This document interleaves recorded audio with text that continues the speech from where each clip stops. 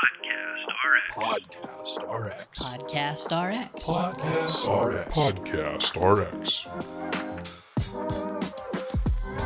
Welcome to PodcastRx from Diamond Pharmacy, a show featuring the pharmacists and personnel behind the nation's largest correctional pharmacy provider. While we talk primarily about clinical and regulatory topics affecting the institutional healthcare clients we serve, we'll also occasionally get into the stories behind the people moving our company forward. This isn't just a pharmacy podcast, and you don't have to be a clinician or a pharmacist to enjoy it. Nancy Chia from the Optics team is back for another psychiatric pharmacy care conversation. This time, we focus in on the role of benzodiazepines for treating anxiety disorders. We touch briefly on the characteristics of some common anxiety disorders, and then take a closer look at the reasons why benzodiazepines are a preferred treatment option for their acute symptoms. We also examine the downsides of benzodiazepine use, special concerns in the corrections environment, ideal therapeutic timeframes, treatment alternatives, and more. Thanks for listening to PodcastRx. I'm Adam Campbell.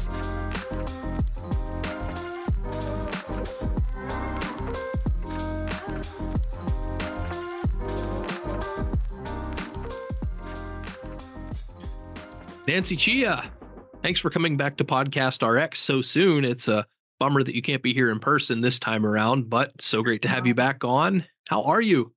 I'm good. Thanks for having me here, Adam. I'm always excited when we have to record one of this podcasts. Oh, So I'm happy to be here. I'm looking forward to our discussion for today. Me too. And, in the very last episode, we talked about your professional focus on psychiatric pharmacy, mental health care, and the corrections environment. And kind of our plan with going or with this topic area was that fairly broad episode that we had would be a foundation for us to talk about more specific medication and disease states of interest in the correction setting in our subsequent episodes. So one of the first areas when we were talking offline about this, you said, let's talk about anxiety disorders. And we certainly could talk. Yeah, we certainly could talk at length about anxiety disorders on their own, but when we were talking, one thing you brought up was a medication issue, and that was the role of benzodiazepines. And, just as a total layperson, not a pharmacist, I found that quite interesting, what just my own very, very basic level of benzodiazepines and experience with them. And I thought, oh, that would be a really interesting area to go down. So as we traded notes, began to shape our discussion, I thought, let's explore benzodiazepines further as they do feature so prominently in anxiety disorder therapy. So Nancy, I wanted to ask you first to get started. At the very least, when we're talking about anxiety disorders, what exact disorders fall under this umbrella? If you could give me a quick overview of anxiety and anxiety-related disorders. Sure, that's a good question. And as you said, there's a lot that goes into the anxiety and anxiety-related disorder umbrella. We could probably be here all day trying to go over every single one of them. But I think the three main ones that we come across most often are generalized anxiety, panic disorders, and PTSD.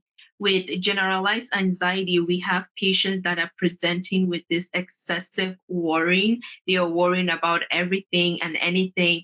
And that worry usually lasts for at least 6 months. And during that time period, they're not getting enough sleep. So it's making them very tired, easily irritated, lower concentration. They feel like they're on edge at every given moment.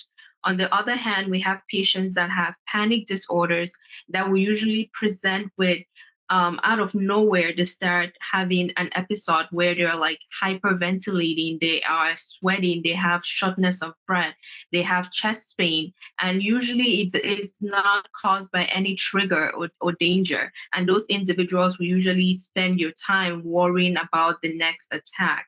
And the unfortunate thing is that those attacks are usually unpredictable. So that just increases their fear and panic even more. And then the last one that we have is PTSD, which I'm sure you're familiar with it, given that we just celebrated Memorial Day. Usually these individuals have gone through a traumatic experience that they have gone through either a traumatic experience or have seen or have been told about a very traumatic experience that usually leaves them very distressed. And they also have like recurrent nightmares that keeps them up at night. So they become a little bit more irritated, and they'll go out of their way to avoid any circumstance or any situation that will bring back all those memories or feelings from that past experience. So usually when we're talking about anxiety or any anxiety related disorders, it is really good to make sure that it is due to a psychiatric disorder, not due to a different type of medical condition, such as maybe low blood pressure. If the patient, like for a female going through menopause, they can experience anxiety, or maybe they're going through a withdrawal from a medication such as alcohol, opioids, stuff like that. So just making sure that you differentiate that it is not being caused by another medical condition or a different substance before you start treating the patients. So Nancy, when you're talking about generalized anxiety disorder, panic disorder, PTSD, then the last episode we talked a bit about the overrepresentation of mental illness in the corrections environment versus that of the general community. Is there an overrepresentation of those three disease states in the corrections environment? Absolutely, absolutely. They're definitely overrepresented. They might not be as visible as a patient going through that has schizophrenia or bipolar, but it's definitely there. I believe the rate is 2 or 3 times higher than the general population. So there's definitely an overrepresentation of those conditions in corrections. Well, now that we have a little bit more of an understanding of those particular anxiety disorders we're going to focus on, talk to me more about the benzodiazepines. Why is this class of medication so commonly chosen for the treatment of anxiety disorders? And what are the most common benzodiazepine medications for this? And what factors make them such an attractive option for prescribers?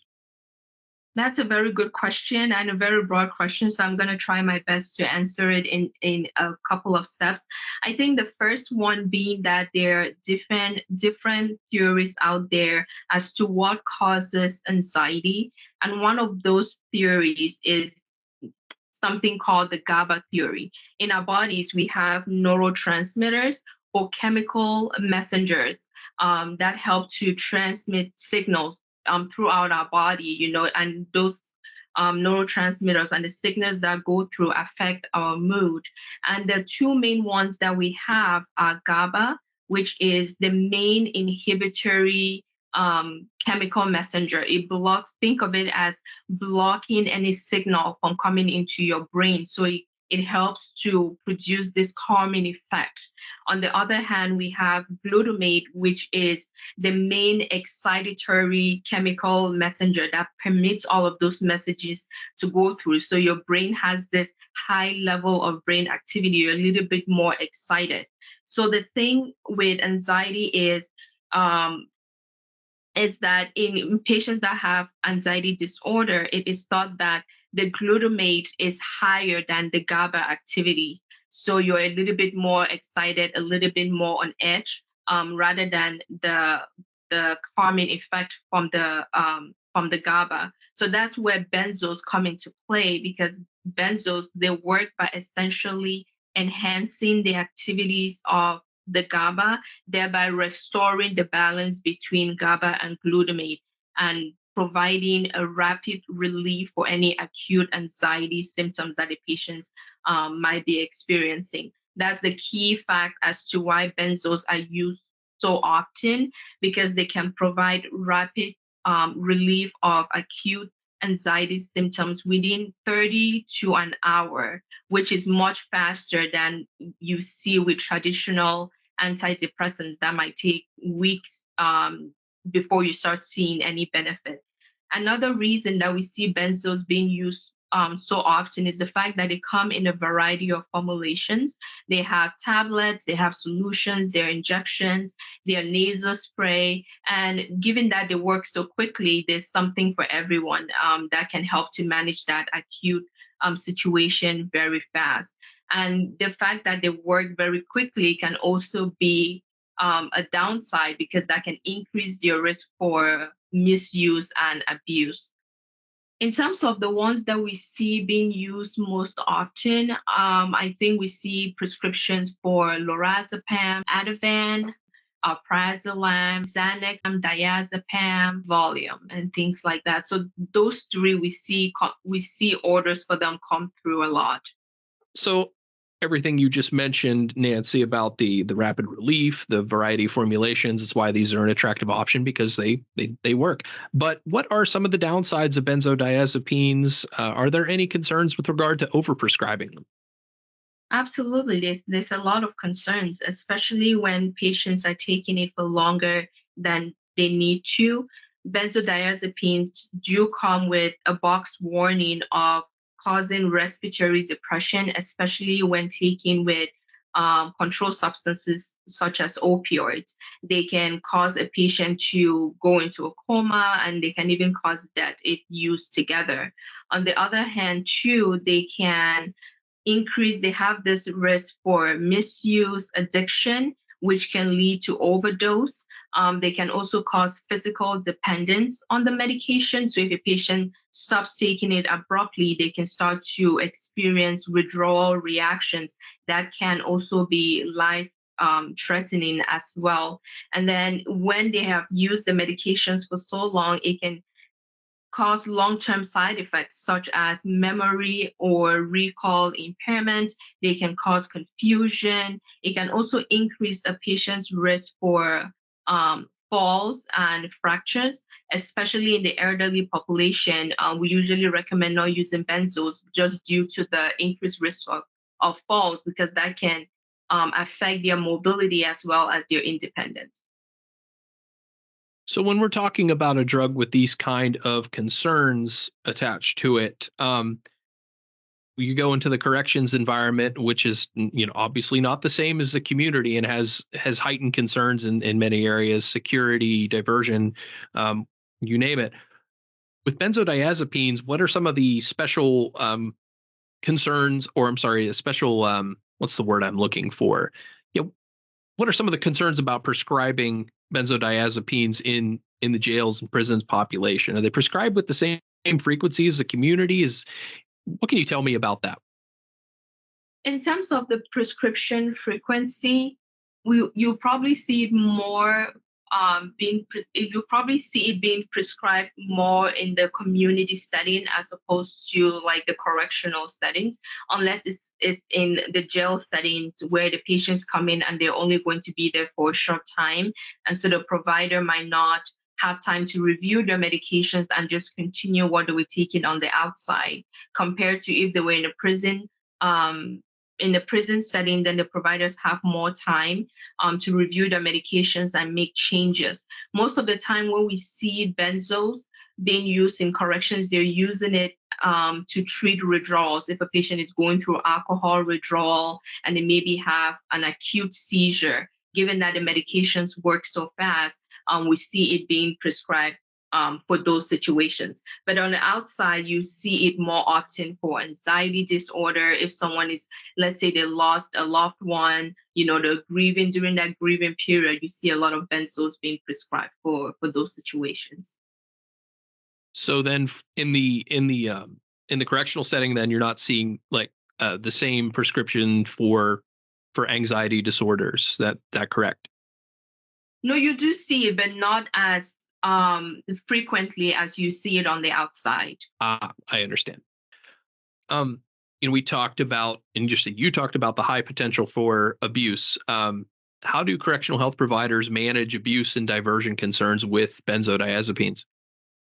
I think the number one thing that has been implemented is reducing access overall, making sure that the medication is not being prescribed unless it has a very good indication for it that other medications might not be as effective right away. In other places, I know that they implement supervision during administration, so they don't give the medications to the patients to keep on person. The nurse is there supervising the patient when they're taking their medications. In other instances, the medication is crushed and mixed in either fluid, applesauce, just so the patient can take it without like holding on to it to either distribute it to other inmates or to keep it for later use. So those are some of the policies that have been implemented to reduce over prescription. Also, if a patient comes in on a benzo, especially if they're coming in and you're saying that you're taking the medications for seizure. For example, I know that some providers might put in a consultation with a neurologist, for example, to make sure that the medication that the patient is taking is appropriate and if it can be safely discontinued. Another concern you touched on was that benzodiazepines are intended to really be for short-term use, but there are many patients, community corrections, regardless, using them longer than necessary. That's a concern. Can you explain then, Nancy, what is the ideal therapeutic time frame for benzodiazepine use? And if a patient has been using them beyond that time frame, what strategies can provider use to safely taper them off? That's a good question. We usually recommend if a benzodiazepine is being needed for acute symptom management, you want to let the patient know that it's going to be for a short duration, so between 2 to 3 weeks. And most often, you're given the 2 to 3 weeks duration so that the antidepressants can have time to start working. And they can also help to protect the patient against any worsening of anxiety that can happen when patients start taking antidepressants. So the ideal duration will be 2 to 3 weeks or less if needed. In terms of stopping the medication or tapering the patient off, it's going to be individualized based on the patient's daily dose, how long they've been taking it, as well as their withdrawal response as well. Because when you're stopping this medication, there is a risk that the patient can start experiencing rebound anxiety where the original symptoms come back, or they can also have withdrawal symptoms where they're becoming irritated, they're trembling, they have insomnia. So those are things that you have to keep in mind and let the patient know so they can tell you if they start experiencing those things. So it's going to be an individualized schedule for 4 to 8 weeks. It could be longer, especially if a patient has been on it long term. But the rule of thumb is to decrease the dose by 20 to 25% every week until the patient gets off the medication. But again, just keeping in mind that if you go down a step and the patient starts experiencing any withdrawal symptoms, then you have to go back to the previous dose that it was staple on and continue until those symptoms resolve before you can start tapering them off again. Another strategy that providers implement is to, if a patient is taking a short acting benzo, such as alprazolam, you might want to switch them from that to a longer acting benzo, just to make the tapering process a little bit more safer, and the patients will have a less chance of experiencing any withdrawals. Nancy, I asked this question in pretty much every optics podcast when you or any of your colleagues are on, but what are some of the common provider questions that you or your team gets about benzodiazepines? That's a good question. I think most of the things that we just went over, Adam, about we usually get questions about the duration of therapy. Is it appropriate for this condition? If a patient comes into the facility with a medication, how do you taper them off? I think another interesting questions that we get with benzos and controls in general is how to interpret a urine drug screening if it comes up positive for a controlled substance that a patient is not supposed to be on. Usually we tell them to either redo the tests and just to confirm the results if something unexpected showed up, or reach out to the manufacturer of the drug screening because they will be able to provide you with a little bit more information and a little bit more information on how to best interpret the urine drug test. With all the concerns in mind that we talked about, are there any viable alternatives to benzodiazepines, and what does therapy for anxiety disorders in particular look like long-term without them? That's a very good question. So for patients that have anxiety disorders, the first line therapy that is recommended are antidepressants. antidepressants such as sertraline, escitalopram, duloxetine, buspirone.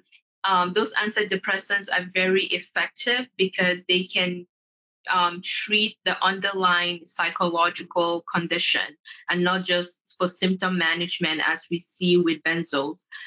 Most of the patients that have anxiety, more than 50% of them will also have depression as a comorbidity. So using an antidepressant is a really good first line option because it can help to manage your depression as well as your anxiety. Antidepressants are very safe. They're very effective. They have a better side effect profile. They're also well tolerated, and they are on most formulary as well. So they are cost effective on top of that. So definitely antidepressants as the first line options is what we usually recommend. And just out of curiosity, Nancy, as far as cost effectiveness concerns, how do benzodiazepines rank in that area for affordability for providers? Benz, depending on the formulation that you're using, it can go from a couple of dollars to a couple of $100 and more. The nasal spray and the injectables are a little bit more expensive compared to the oral tablet. But in terms of like safety and effectiveness, antidepressants are more cost effective in that scenario. They will be cheaper. And then I guess just to wrap this up, your focus in this area with psychiatric care, mental health care as a pharmacist is something that's new and developing. What is your very, very general take on benzodiazepines as overall treatment option? I think that's a good question. I think benzos, they do have their place and time in therapy. Again, they're very good at what they do in managing those acute symptoms, but not for long-term use. So if it's for an acute symptom, you're trying to put out the fire, help that person get a sense of calm very quickly before the antidepressants start kicking in. Yes, definitely recommend benzos. Very short-term, but for long-term management, you want to treat the condition and not just, not just manage the symptoms, but treat the underlying condition. That's going to help the patient long-term. Antidepressants will be the go-to medication. All right. Well, Nancy, I want to thank you so much for taking time again to talk about these medication issues. And I look forward to talking to you again about whichever topic strikes your fancy next. Thanks, Adam. It was a pleasure. I'll see you next time.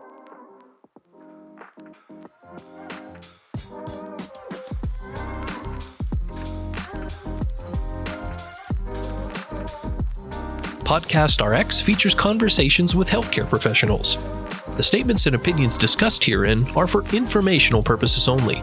This podcast should not be considered professional medical advice and should not be used as a substitute for the advice of an appropriately qualified and licensed healthcare professional. Therefore, listeners must not rely on the statements made herein. But we do hope you enjoyed them. PodcastRx is a production of Diamond Pharmacy Services, the nation's largest correctional pharmacy provider. Keep up with our show on all the major podcast platforms, including Apple Podcasts and Spotify. New episodes usually drop the first full week of each month. Where possible, please rate and review the show to help us reach more listeners. If you have any questions or feedback for PodcastRx, we'd love to hear it. Shoot us an email at podcastrx@diamondpharmacy.com. We thank you again for listening.